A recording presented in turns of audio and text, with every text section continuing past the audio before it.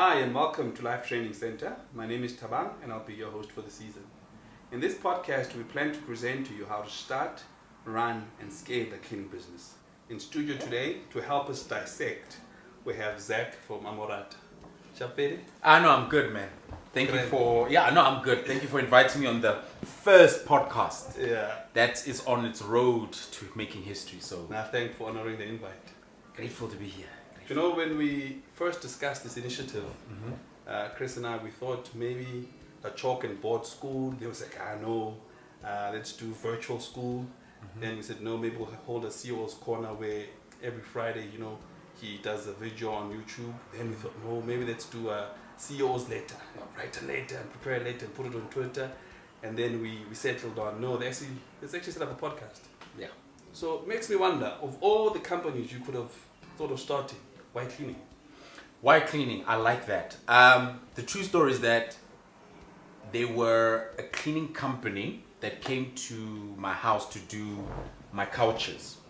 And I was actually fascinated at the passion they actually put in just cleaning couches. And I also looked at, it didn't seem like a business that was very expensive to start. And I think that's another thing that, stops many entrepreneurs, that they think starting a business, you need a lot of money to fund an idea or to fund whatever hustle that is. Because to me, I saw it as a side hustle. So to answer your question, I love the passion the couch cleaners would, showing when they clean my couch. But also, we got to a point where in South Africa, at my household, we needed a side hustle. So that's when the idea of going into clean carpets, upholstery, and couches came. From the passion of those guys putting in cleaning and wanting additional income, which was the side hustle. Yeah, that's I got you. And the nice thing about the cleaning industry is that from the stoop from Magoko to a company as big as Louis Giffen International could request your services.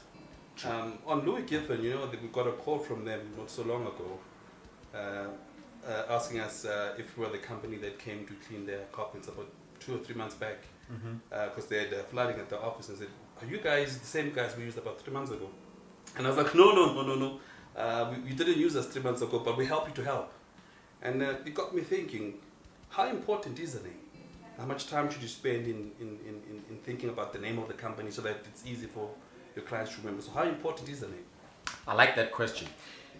But if you look at the name of, me and my wife's company, it actually goes against what your question. What do I mean by that? Amorato is a break of our two daughters' name, Amogelang, Lerato. So you're taking pieces from each name. So obviously, to be honest, in the cleaning world, that's got nothing to do with cleaning. Yes. But if you look at Cleanito, your company and other people's companies, you got, I don't want to be marketing other people's brands, but other names have to do something with cleaning. And their coloring was also important. The white and the blue shows cleanness. In hygiene, those are the right colors to use. And we are going against the opposite. So truth be told, my wife, actually, she comes from a fashion background. So to her, anything that she's going to, like decor, anything that she's going to do, she needs to be fashionable about it. There's nothing fashionable about cleaning. Cleaning is all about hygiene and being clean.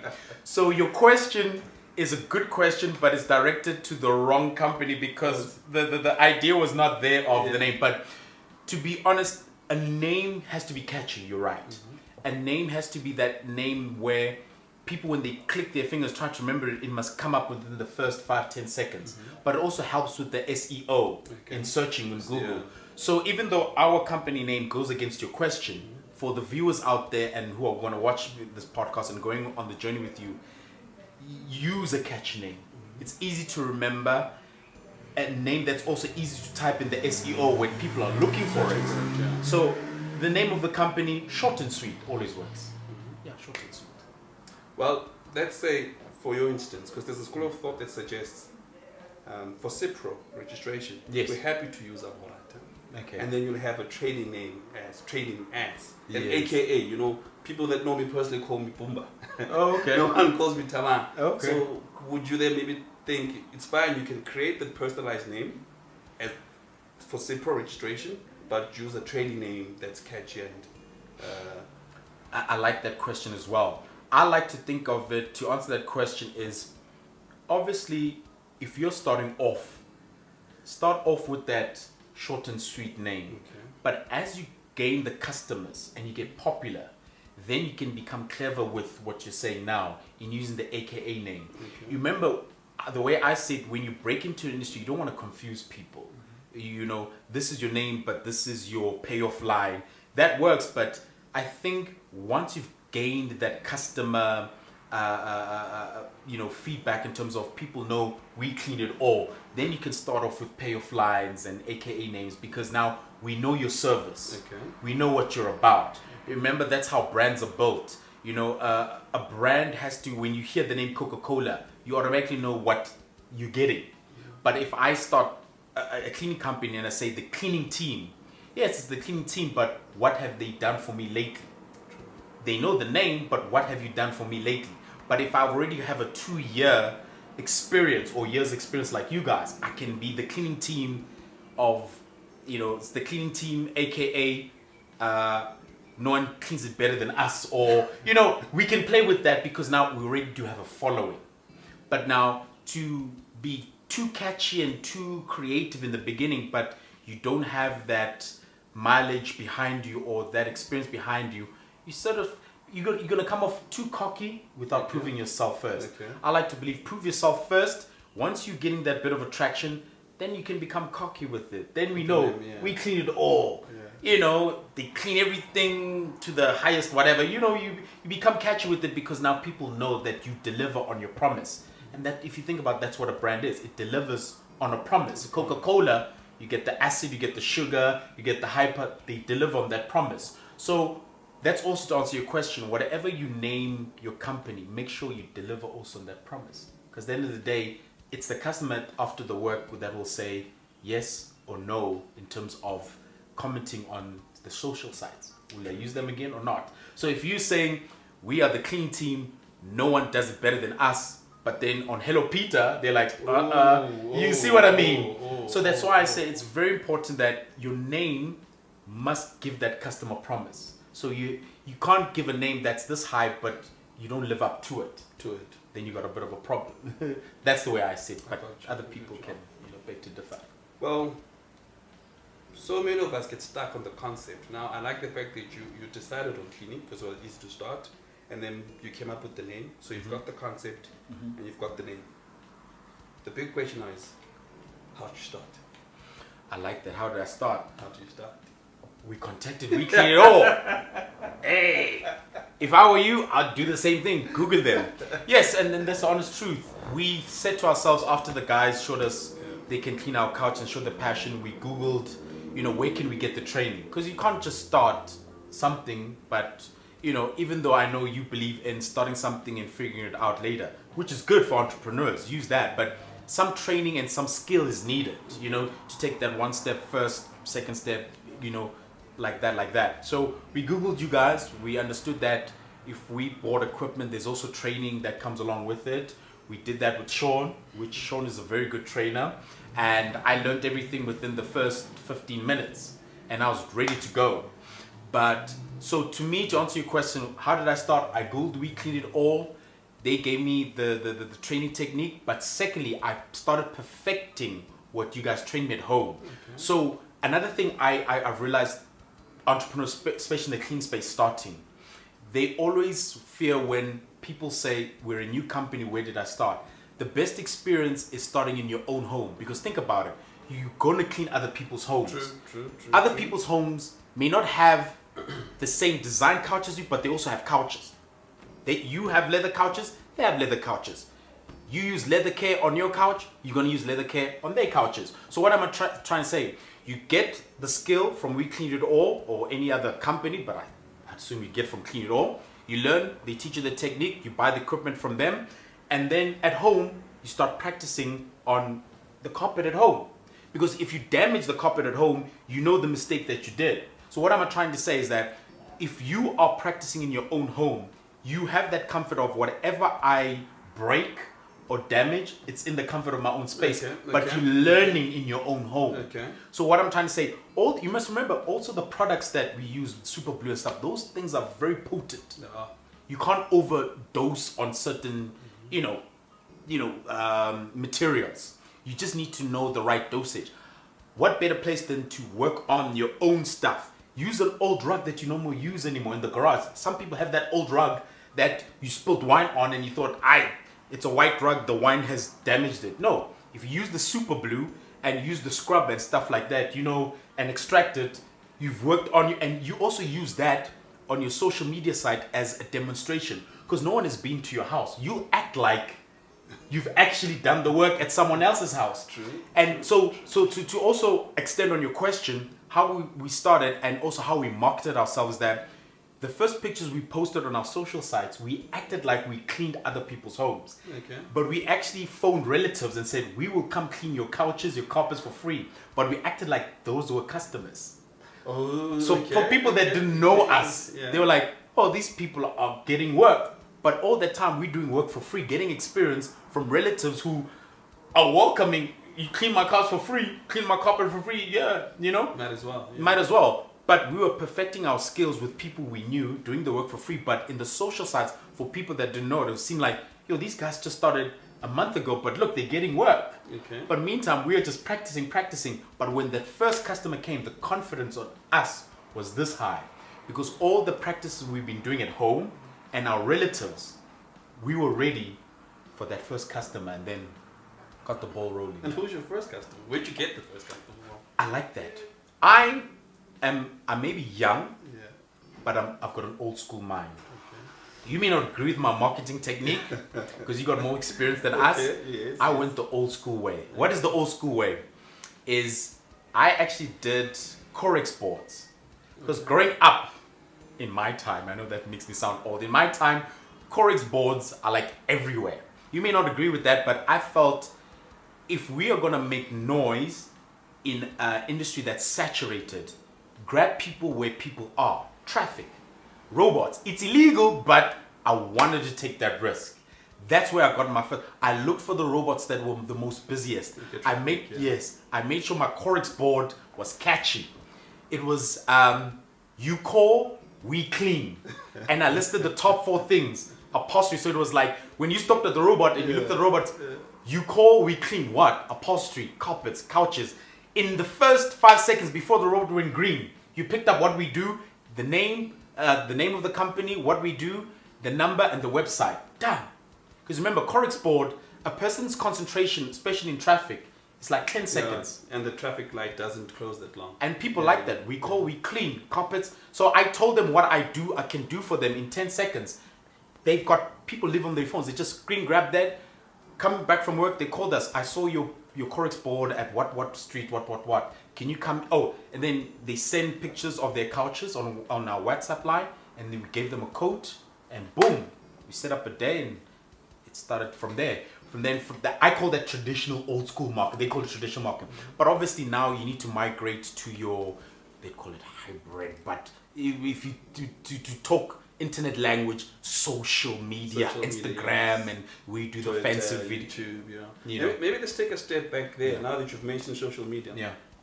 Prior to starting a company, you already had your own pages, maybe Instagram, Facebook, and Twitter, right? Mm-hmm. Now that you've decided to start this cleaning company, I heard you mention that you posted on your Instas and your YouTube, social and your Twitter, your social pages. Mm-hmm. Did you create a social page separately for the company, or you use your own social page? I like that question. That's very important. Yes, because you just remember the company has to have its own identity. Okay. I can't be Zach showing you my private life where I'm just using Tabang with Zoo Lake, cooler bag, alcohol, and then the next post we cleaning carpets. Kind of like mixed messaging there. Yeah. Everything has to have its own time. So in other words, cleaning has its own audience. Mm-hmm. So I had to have open my own Facebook cleaning for my brand and company. I had to have a Facebook, Instagram, Twitter, LinkedIn page. And there I posted, obviously you give the information of the company, who we are, is it 100% woman owned or guy? It's already social pages. Yeah. Remember, when you do these social pages, the info is important first. True. And then, so to answer your question, it's very important to separate things. You can't put private life in your business. It's not, you're confusing your audience. Okay. Let your brand speak to its audience. So if you're going to be doing modeling, speak modeling. If you're going to be doing cleaning like we're doing, speak cleaning. So it's posting what you can do for people. Because at the end of the day, when people come to your site, Tabang, what can you do for me? Yes, they come to find out what can you do, and it's a professional company. Yeah. You don't want to mix the two. So imagine me posting us doing cheers after a rugby match, kind of like, where's the cleaning here? And the next post is you cleaning someone's 100,000 in rag. You know, unless we're cleaning the stadium after the rugby match. That's a different story. You know, yeah. So now you've got the name. Like I said, you've got the company, you've got the name, you've got the social media pages. You're posting. Yeah. You're advertising. Yes. And you've got your first client. Yes. But you skipped a step there. Okay. When you're posting, you're telling them what you're doing. Yes. All right. What we can do for What them. you can do for them. Costing. Yes. How are you pricing these things? I like that question. Hey, you asking, hey, this guy's asking the right questions.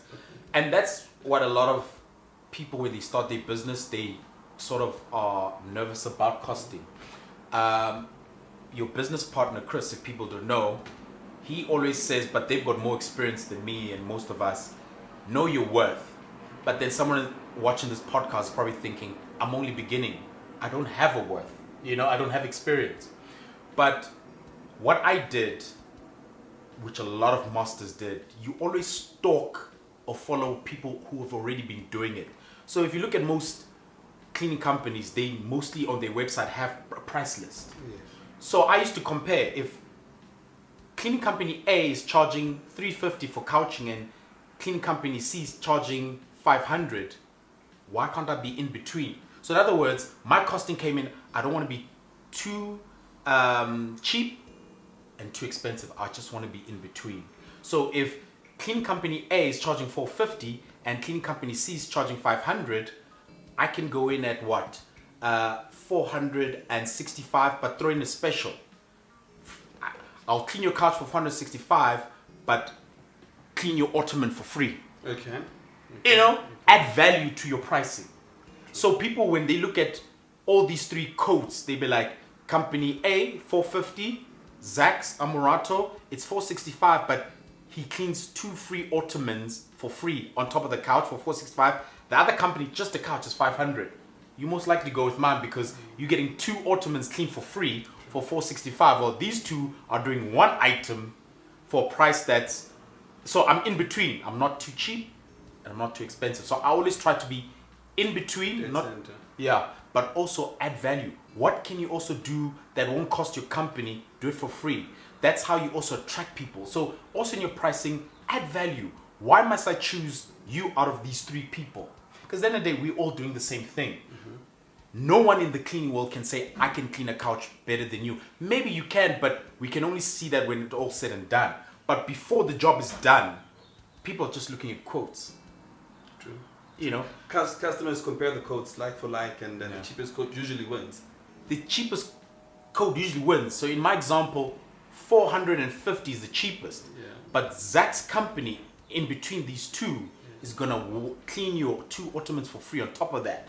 So they must... And that's an extra on that 450 is an extra what? 15 rand. You add value, Maybe if I might just add on to that, Zach, in our experience, we realize that most times when you are trying to break into an industry, you subsidize the client. Okay. And that's when most businesses actually lose a lot of money. So you're right when you say, don't be the cheapest, nor to be the most expensive. Be somewhere in the middle so that you avoid subsidizing the client. Or another alternative, if you're not too sure about costing, maybe price your operating cost, how much it's actually going to cost you to deliver the service, then just add your markup.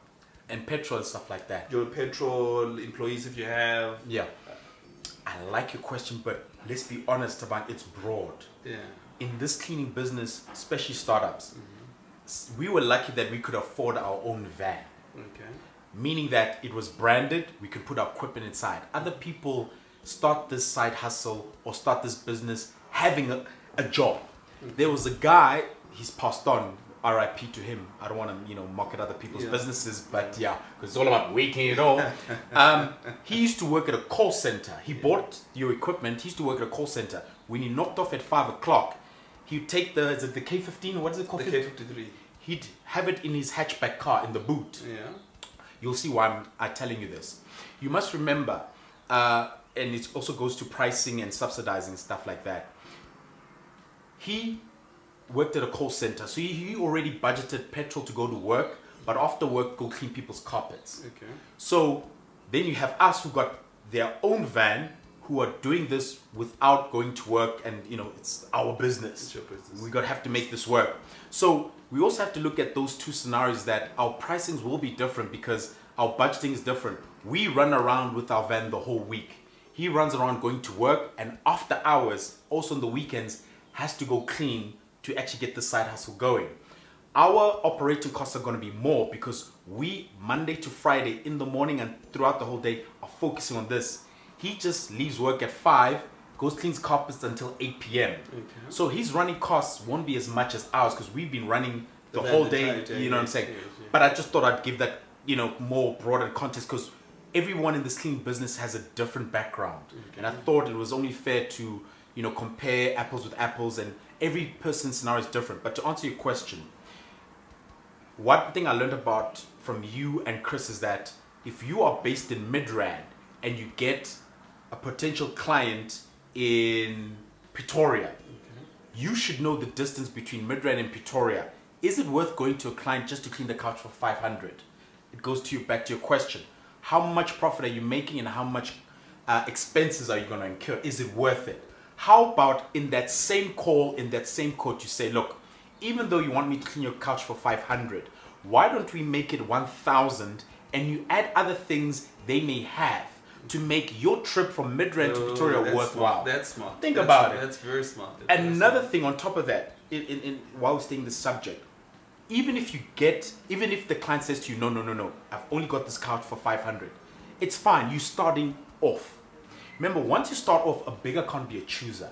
Yeah. I was willing to take that pain. My wife was against it. I remember very well. And why was I willing to? Because remember, I wanted to start so bad because I wanted the experience. Mm-hmm. I wanted the pictures. I wanted to get busy. So I was willing to take that pain and not make profit because I had to learn. Remember, when you're learning, you are going to be bruised. True. And if you're still waiting for that perfect client, how long am I going to wait? If I'm still competing with big guys like you guys. You understand? So I was willing to lose and take the pain, but this is one thing I did. Even though I went there for 500 for a couch, while I was still doing the job, I tell my wife, send the client a secondary quote that if ever, while I'm still there, if he had to add 1, 2, 3, it's another 350. Oh yes, yeah, and you're there already. There you go. Yeah. We can clean his car. We've got the equipment to valet his car. Cleaning the carpets and what for 150. I've now made 650 when I came for 500 rand. Are you with me? I mean, yes. So your operating costs are the same, but now you're getting more money from the job. Pest control, you look around for, you're cleaning his house. You can see if he's got an ant problem. If you already got the pest control certificate, send a secondary code while you're still there, or talk to the guy and say, I see you've got an ant problem. I also have pest control certificate and equipment in my van. Even though you charge, let's say 500, you can say to him, while I'm here, I can give you a special for 250. You came there for 500. He's now going to say 250. Add it on. You've now made 750 rand from a call you got for 500. That's thinking on the spot. And I like that. I've never actually thought about that, but it's called cross-selling, upselling. That means you need to be comfortable with what you're presenting, be comfortable with your skill level of your staff, if you have staff, and also be able to do the job. And adding on top of that, that's why when entrepreneurs say think out the box, when I said to you I was willing to take the pain and not make profit, I knew the plan when I got there was that he thought I was coming for 500, but once I'm there, I sold him other value that I knew he had money. You must remember, customers are clever. Okay. They, like you said, the cheapest quote always wins. They don't mind paying less for more. But when you are already there and you can give them what is a so-called discount, they might just take it. They might just take the bait. But make your value proposition of a discount worth their while. If you came in their driveway, the car is dirty. Sir, I've just finished your upholstery, cleaning your couch. I can also clean, I see in your car it's dusty, but I can clean your car valet and inside for an extra 150. 500 became 650. That 150, I used it for petrol to go back. Actually, let me put you to the test. You know, you mentioned thinking outside the box. Yeah.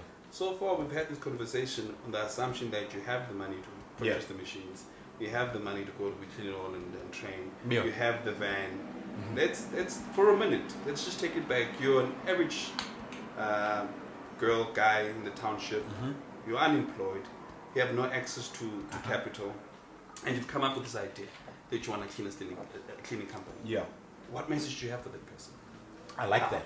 When I started getting cleaning jobs in the township, Soweto, car washes are a big thing in any township. I don't care what province you are. When I started cleaning carpets, because my van was branded a 1400, the first 1400s. Everyone passed it. The young guys, they wanted to do what I was doing, but they knew the equipment was expensive. But already the guys on the side of the street who already started, they started with a bucket. Remember, in most townships, they already cleaned abokoko. They already cleaned their own carpets and they hang it on the wall. Yes. Now, to answer your question, I am either a young, it doesn't matter what age, I am a black South African woman or guy in any province. I don't have funding. Yes. But I have an access to a bucket. A bucket, yes. The Super Blue is how much? It's cheap. The 5 liters, how much? 80 rand? 80 rand, yes. That money you use to buy a 6-pack that you can buy any other time. Save it to buy Super Blue. Yeah. If 350, 350 yes. From the post office, 350, yes. We're getting somewhere. Yeah, listen, take notes. 350, yeah. Every township, no matter how poor you are, there's a bucket. Yeah. Just like there's a stray dog somewhere. But there's a bucket. Buy the Super Blue. You remember, if you can start your cleaning company with a bucket from home, microfiber cloth, the Super Blue you can buy from, we cleaned it all for, it's 85 rand for 85 rand for 5 liters. You take that Super Blue scobbing brush, you go to Abokok, you start knocking doors. Isaac, Nyanbulisa Nonke, Abokok, Abomkulu, what. Make a board, a box. If the street guys, the homeless guys can do it, you can do it. Go around, tell the guys, spread the word, go to me and clean my carpet. Start cleaning carpets for 250. It's summertime, it dries quicker. So with a bucket, Super Blue for 85 rand and water, microfiber cloth and a scobbing brush, I'm fit. Sure. No excuse. No excuse. And the thing is, even though you don't have the extractor, which is the K53 thing, machine, yes. if you can start the job early with the sun out like it is now, if you started the job at 9, no matter how wet the carpet is, and you've put it in the hot sun, I am sure maybe by 4 o'clock, the drying would have, It would be perfectly dry by then. Yeah, but make sure you put it in the direct sun. Yeah. Sunlight, yes. Yeah, let's be clear about Make sure that. you rinse it. Make sure you rinse it well. You know, Zach, traditionally, we are told that when you want to start a company, first go to CIPC, register the company, open a bank account, come up with a business plan, strategy. There's a lot of admin below. And since you and I have started talking, you haven't mentioned that part. Why so? Why so? Because there's not a lot of red tape in what you're saying, but the most important thing about any business or entrepreneur is to start. Just start. Yeah. You must remember, going back to your question, I am so-and-so ekasi. I don't have that much funding. Most likely I might get the 350, but if I don't, I've already told you, Super Blue at Weekly Load is 85 rand for a 5 liter. Anyone can get access to a bucket, telescoping brush, and a microfiber cloth. You start. Obviously, there you are starting small. When you start now cleaning from 2 mattresses or 2 carpets a week to 10 carpets a week, then we can move on to registering a company, because now you're getting established. People must not start saying, Guti, we need to take this guy seriously. You understand? Now the branding needs to happen. People now need to identify Weekly All, Tabang cleaning, or whatever you want to call. People now need to identify. Remember when I said to you earlier, the brand promise. True. You remember in the beginning you were starting. You now went from 2 carpets or 2 mattresses a week to 10 carpets. So you're mastering your craft. That's why more and more people are coming to you. More and more people wouldn't come to you if you're not doing a good job, right? So from 2 to 10, you're now making more than you started with. Now you have money to go register. Now you have money to climb a taxi to go to Pretoria or wherever to register. You can do it online, but some of us Wi-Fi. Just start. And most of us, we use airtime for Mjolo. Mjolo. Being honest. Just start. Yes, just start. And then you build up. And I think that's another, not a mistake, that's another thing in this social media world, people. You always look at people who are already there. Okay. Don't click on your social media and look at We Clean It All and want to be a We Clean It All tomorrow. It doesn't work like that. They also had a journey to actually embark on. Focus on your journey. Step by step. Learn.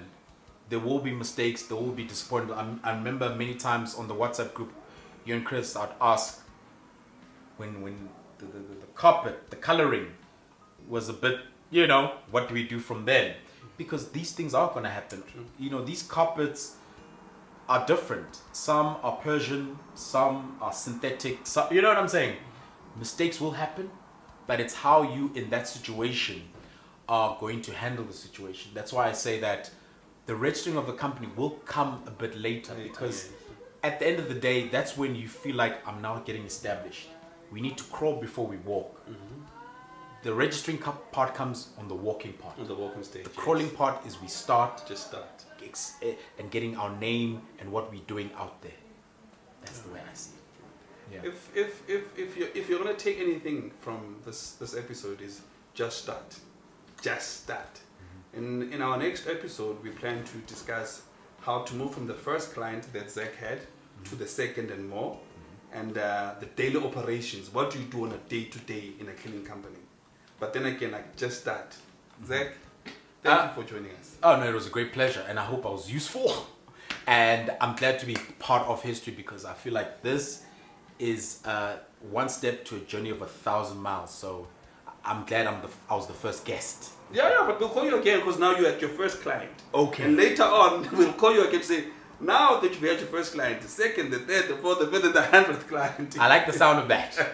I was useful. Well, join us again in our next episode where we discuss how to move from the first to the second, third, and fifth client, and the daily operations, what you do on a daily basis in your cleaning company. Once again, thank you for joining us at Life Training Center. Till we meet again, shap, shap.